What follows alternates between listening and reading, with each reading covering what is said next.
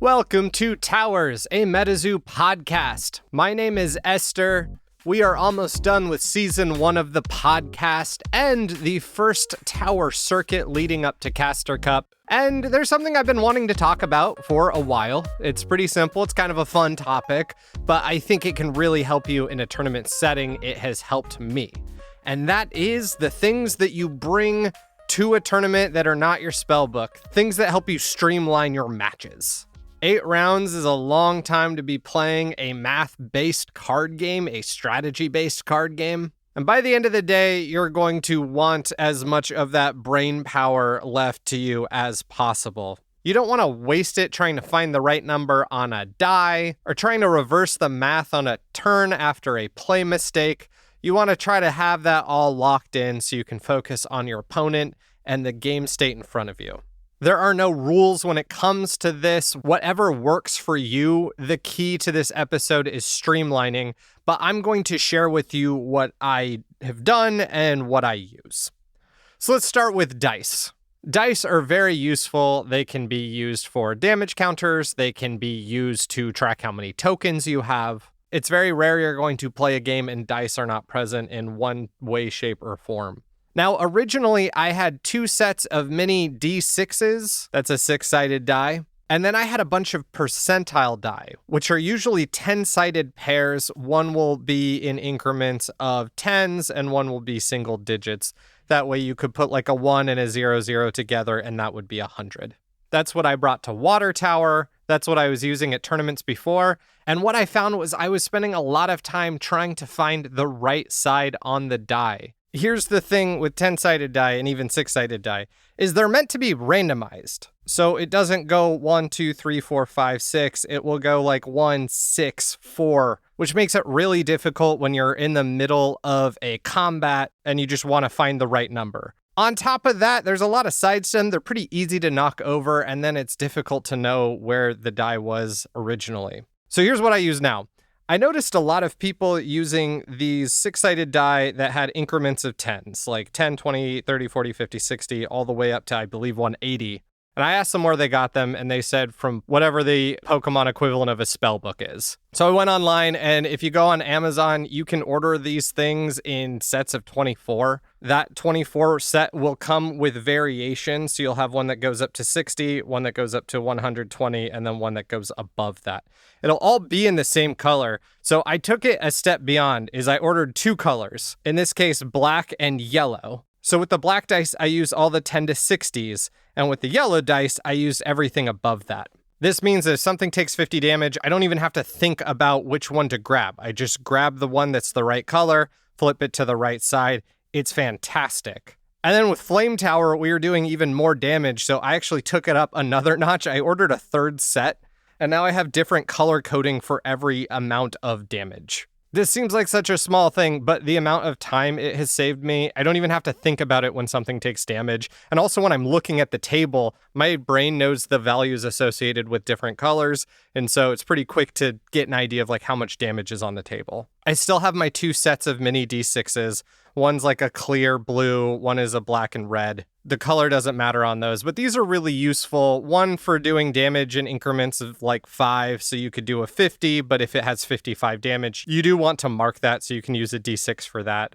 Flame Tower status counters were huge with burn. That was one of the first challenges when preparing for Flame Tower, was just getting those burn status processes just down to the point where you could do it in your sleep. So I would take a burn status counter if my opponent was burned or if I was burned. I would put it in the middle of the board with a D6 on it, and that would count down at the appropriate time. Even if my opponent was tracking theirs, I was also tracking theirs just so we had redundancy. And between those sets, it covered all of my needs. I also have a big chunk of yellow D6s, just full-size Chessex D6s. But as of Flame Tower, there's been a ruling change on how and when you use different die, and so those are not as prevalent. I would use those to roll things like who goes first or is something paralyzed. On top of this, I used to pack coins, but that ruling change also made it where I don't need to pack coins anymore. And let's talk about that ruling change. So each of the towers, they're going to give you a unique D6 with the symbol of that tower on it. At Water Tower, these were for fun, same thing with Earth Tower. But come Flame Tower, they made it clear that you are meant to use that D6 for all of your random rolls. Who goes first? Is something scared? You name it, you roll with that die. They've also made it clear that in deciding who goes first from here on out is one person rolls, you call odds or evens, and then that's going to determine who goes first. So I know a lot of people like to roll 2 die. Some people roll 1. Some people say highs or lows. Now you're just going to roll that 1 die. So have somewhere to keep that D6 safe, and then figure out the amount of damage counters and other counters that are going to work out well for you. The next thing I bring is a calculator. After Water Tower, there were so many moments where I wanted to do some quick math just to verify something. But I, like many others, was using the Chandler Society app, and I didn't want to risk closing the app in order to get my calculator. Usually the other person would just use their phone, but I finally decided, you know what, I just need a big old solar-powered calculator. And I brought it to Earth Tower. It was great. I brought it to Flame Tower. It was really great. Most of the time we don't even use it, but the fact that it's sitting there, I let my opponent use it as well. If there's ever a question or we need to do some quick math, that calculator's sitting there and we don't have to mess with our phones that are probably tracking our life. And when you roll those up, that leads to the next component I bring, which is a notebook. I never thought of doing this. At Water Tower, I had a notebook for taking notes on the event itself and things that I wanted to take away from it, especially with like this podcast. But I never thought of tracking my life in a notebook until I played Herman Herrera, who didn't even use the app. He was tracking everything on paper. Starting with Earth Tower, I did the same, and I have made a habit of it ever since. Having a hard copy on top of a digital copy is really nice when you're trying to figure out the math on things, especially if they have to run an interaction back or if one of you loses track, especially later in the day. Now, the Chandler Society app, if you're using it properly and you're actually like ending the turn and sending the turn to the other person, you can click on the turns and it will tell you who took what increments of damage when. But I like having it on paper now. The best setup I've had was during that Earth match with Michael Galarza. We both tracked on paper and we both tracked on our app. And that made it really smooth, especially because we were on the feature table, so we were being streamed and we just wanted to keep things quick. There are a few ways you can do this. If you're really good with math, you can just subtract every time and keep your life total that way. If you're not great at math like me, you can do a few things. You can either punch it into the calculator or say like the Chandler Society app, and then at the end of your turn, write down how much life you have so you're keeping track of those totals. Same thing with your opponents. Or you can write down every instance of damage, which if you want to go play back the tape is useful when you know who got hit by what, where was your damage coming from, just to keep everything copacetic. Now, something to note with that is that can add on extra time. It doesn't take a long time, but if you're concerned running into turns, and this probably applies more to Caster Cup than your average tower, because towers rarely go to turns, maybe you stick with just writing down your life total so you have that confirmation at the end of each turn.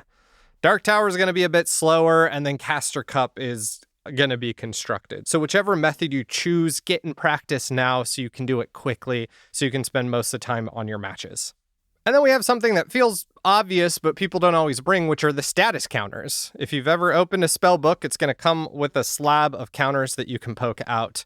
And something that I like to do is figure out what kind of status is my deck doing and make sure I have extra counters for that. And then if it's a tower, I figure out what statuses are likely to be used and I make sure there are extras for those. At Flame Tower, I knew there was going to be a ton of burn, so I had enough for both my opponent and me. And I knew at least with our spellbooks, we had confusion on the table. And so I brought plenty of confusion counters, which ended up being really useful because we were the only people that I saw that were messing with confusion. So a lot of people did not have the status counters for that. Though, do watch out. If your opponent looks and they see you have just a boatload of poison, they might know that that's part of your strategy. At Flame Tower, I knew that people might not necessarily expect confusion, so I did not bring my status counters out until the first beastie was confused. And then it came out, the jig was up. Most people probably won't pay attention to that, and by the time you get to a top table, people will have already spied on your deck and have an idea of what your strategy is. On top of that, I just had one or two of each other one just in case. You never know what pages people are going to play. But having those all in a bag, or in my case, I have a little tray in my deck box, means that you're just not going to get lost when it comes to these things. And then the final thing is just an annotated rule book. We get these rule books in any of the pre-con decks. They get updated every set. I would make sure you have the most recent sets. Go through, and if there are any statuses that are going to be really prevalent at that event, if there are rulings that you want to make sure you can reference at any time, highlight the sections you want to bring attention to, and then use like a little sticky note or dog tag those pages so that if your opponent asks a question such as like, okay, with confusion, am I hitting myself on a tails or on a heads, you can quickly let them know. A lot of times judges appreciate this too, especially LGSs, because they're going to have their own reference material, but having multiple pieces of it is just useful. Generally, at Towers, people do know how all of the effects work because we're playing with the smaller card pool, but Caster Cup is coming up, so you want to have that at hand if you can. And that's everything I bring to Streamline. If you're trying to figure out how to streamline your setup, I would just, while you're playing the game, figure out what parts of not playing the game take up time for you. It could even be like how your bag is packed or how your spellbook is packed. Is your spellbook and your archive right on top of each other? Is there something you could do to separate them and hide your archive away when you're not using it? Just think about these things. Mistakes are a valuable teacher here. If you've ever made a mistake in this regard or had a confusion on a ruling happen because maybe damage wasn't being tracked properly, go back and think of how you could have prevented that if you were a little more prepared and if you had the components you needed for that. And then figure out what works for you. If you go over to Instagram, I am going to have a photo of all of the things that I use that I have talked about so you can get a quick reference. Our handle is @Towers Podcast, and that's generally the best way to get a hold of me for this show.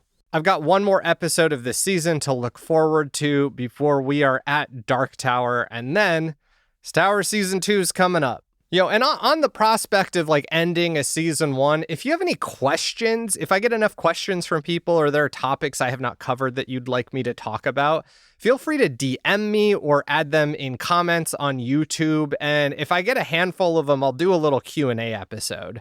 If not, I'll just move on to my planned material. All right, you have a good one. I'm going to see y'all soon.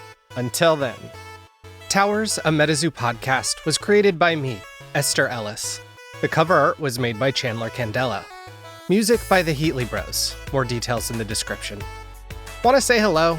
Follow the show on Instagram @Towers Podcast. Send me an email at towersgamepodcast@gmail.com and say hi in Metazoo's Discord servers.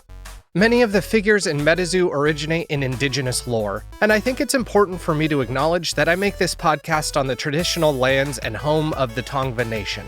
This game presents us with a rich opportunity to get in touch with the living cultures that surround us, and I hope you can take a moment to reflect on the history of the land you stand on and the figures and the cards you play.